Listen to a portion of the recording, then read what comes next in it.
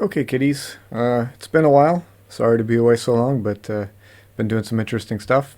Uh, Really quick, I just want to explain this clip. This is from a TV pilot that I shot.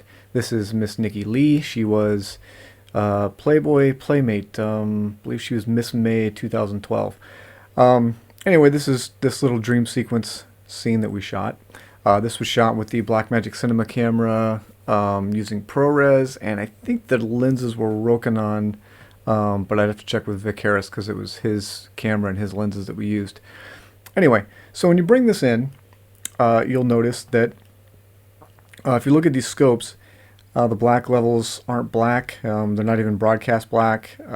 The highs have been brought down. It's very squished. In fact, if you go back to the film LUT tutorials, you'll notice that the primers, when you apply primers to your footage, it essentially kind of does this. It kind of squeezes it all into the middle like this, and then allows the film LUT to stretch the image back out along its curves to give it more of a film look. So I created, just for this project, which doesn't work for everything because I expose differently than probably you do, I created a LUT here. It's in my custom LUTs folder called CGP Blackmagic ProRes LUT.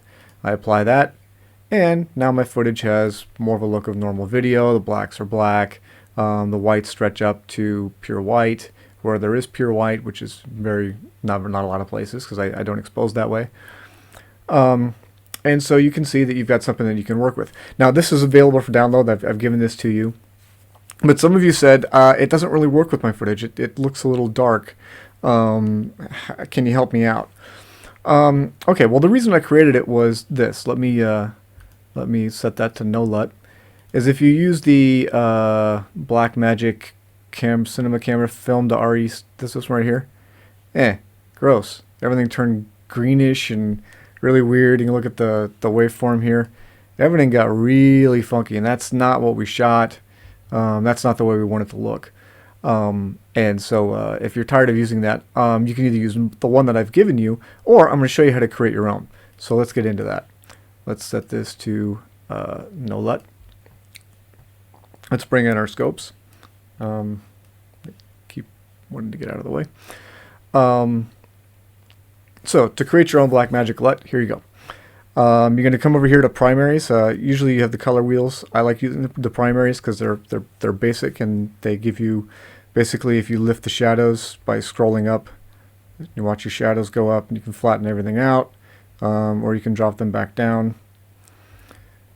So for me, I want blacks to be black. So if you want, you can see I've set markers here for broadcast and for where I like skin tone. Which is around 56, 57. Normally, I should say that's where I used to like skin tone. Lately I've been underexposing skin tone, and I kind of like the results. But we'll get into that later. So here I dropped the blacks. I hit like -2. You can see over here. And now I want to stretch the whites out. You see they're a little low, so I'm going to go to gain.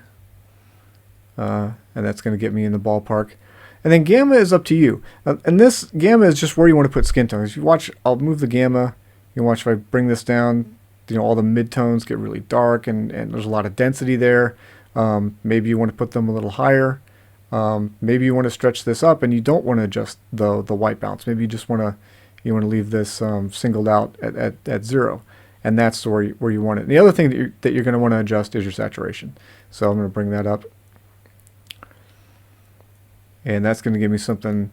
You see you got a little bit of a green tinge, and I think that's coming from the lens. So let's say you've got lenses that do that, and you want to correct for it automatically. I would take the gamma, the green gamma, and I would drop a little bit of that out because that's the skin tone range. Maybe a tiny bit here on the gain channel. Maybe a little bit in the shadows, just to get rid of that green tinge. And now we've got nice fleshy pink skin tones. But this doesn't really work from this. Doesn't look like video. But let's say this is the setting you want. You'd say, okay, that's kind of how I want my stuff to look. Actually, I don't like it. Let's drop the shadows down. Let's drop the gamma down. I want something that looks a little more linear. And let's bring the gain up Ooh, too much. Let's bring our saturation up. Nice. Okay, let's say that's what you want for your video. You can see here's the waveform. So what you're going to do is you say, okay, I want to create a Blackmagic LUT. You're gonna find the footage that you have selected here. You're going to right click it, generate 3D LUT. It's going to bring up dialog box. You're going to go to your LUT folder inside Davinci. You can see Color Gear Pros in here. Here, RE center space, custom LUTs. That's where I put everything. And you're going to call it Blackmagic Custom. Let's call it 709. I'm going to save it. Okay, and then I'm going to go to After Effects. I have all these adjustment layers turned off. I was doing some other stuff in here. Just for the sake of clarity, let me go ahead and delete those. Let's delete that and that. And this is just a vignette that I put on, a custom vignette. We'll leave that in there. And I want to apply that to my footage. Now I can apply it to the footage itself, or since I have a bunch of clips in here, you can see I've got all this stuff, and I want to apply it to all those. I can apply it as an adjustment layer. So let's create an adjustment layer. And let's go to our effects controls, right click, go to Utility, Apply Color LUT. And I want to go into that custom LUT folder. In my case, I have it bookmarked, which I told you to do if you haven't done already. You can see the chain. It's in Blackmagic Design, Application Support, Davinci Resolve, LUT. This is your main LUT folder. And in here, I've saved it right here. There it is. No, that's not it.